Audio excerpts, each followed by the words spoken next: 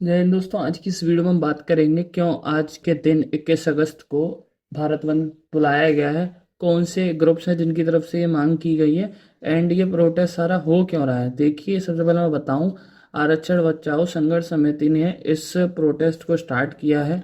And why they start this protest, देखिए supreme court का एक डिसीजन आया था अभी हाल ही में आरक्षण को लेके SC एंड ST कम्युनिटी के लिए। दैट्स वाई ये लोग इस प्रोटेस्ट को कर रहे हैं। बहुत से अदर ग्रुप्स हैं जो इन लोगों को सपोर्ट कर रहे हैं। देखिए, Bahujan Samaj Party and all many groups like Samajwadi Party, they are supporting this protest. कानून व्यवस्था को बनाए रखने के भी निर्देश जारी किए गए हैं।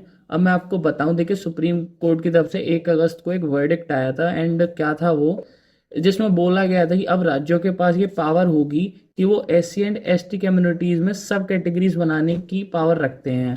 अब मैं आपको समझाऊंगा इसका मतलब पूरा क्या मोटिव है। अब मैं आपको एक दूसरे आर्टिकल के थ्रू इसको समझाने की कोशिश करूंगा।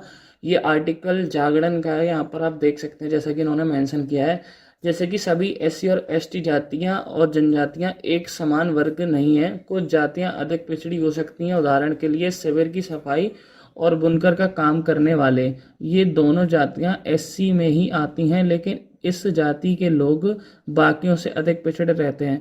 इन लोगों के उत्थान के लिए राज्य सरकारें SC ST आरक्षण का वर्गीकरण कर अलग से कोटा निर्धारित कर सकती हैं। ऐसा करना संविधान के आर्टिकल 341 के खिलाफ नहीं है।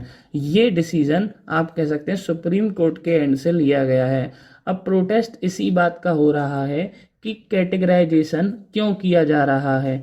अब देखिए, इस सब को लेकर मैं आपको एक चीज और बताऊं, इंटरेस्टिंग चीज। 2004 में एक केस चला था।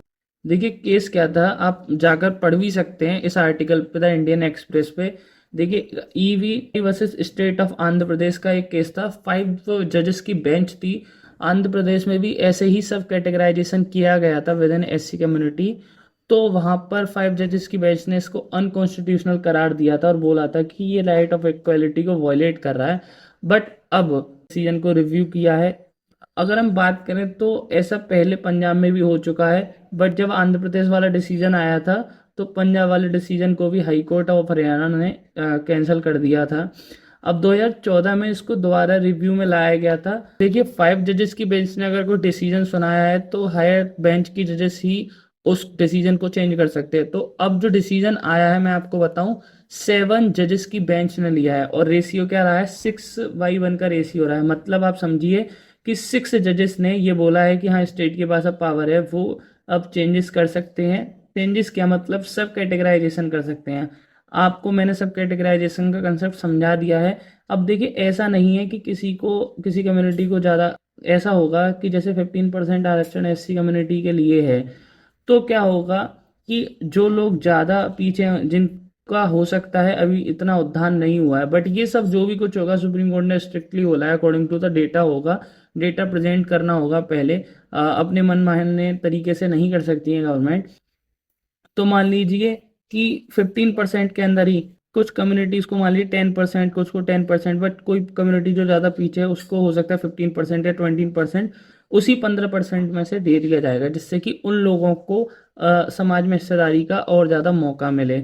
अब देखिए, मैंने आपको बता दिया है कि अब हाँ, एक बात और ऐड करूंगा। एक जज जो जिन्होंने इस चीज़ को अपोज किया था, मतलब इस फेवर में नहीं डिसीजन दिया था, उनका नाम है जस्टिस त्रिवेदी। और मैंने आपको बताया कि कैसे 2004 में आंध्र प्रदेश में ये केस चला था, बट उस टाइम पे जो है सुप्रीम कोर्ट ने इसको अनकॉन्स्टिट्यूशनल बोल दिया था। बट अब आके रिव्यू किया गया और 7 जजेस की बेंच ने ये बोला है कि अब जो राज्य सरकारें हैं वो विद इन मतलब SC कम्युनिटी के अंदर या ST कम्युनिटी के अंदर ही ये सब कैटेगराइजेशन कर सकते हैं, जिससे कि उन लोगों को मौका मिले जो अभी तक उभर नहीं पाए हैं। बट इस वीडियो को बनाने का मोटिव इतना है कि आप लोग ये समझ सके कि किसी भी पर्सन को आरक्षण से बाहर नहीं किया जाएगा, ये स्ट्रिक्टली सुप्रीम कोर्ट ने बोला है।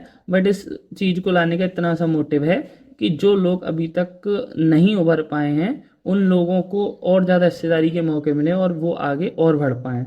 सो अगर आपको ये वीडियो पसंद आई है तो प्लीज़ इस वीडियो को लाइक करिए, सब्सक्राइब करिए एंड जय हिंद, जय भारत।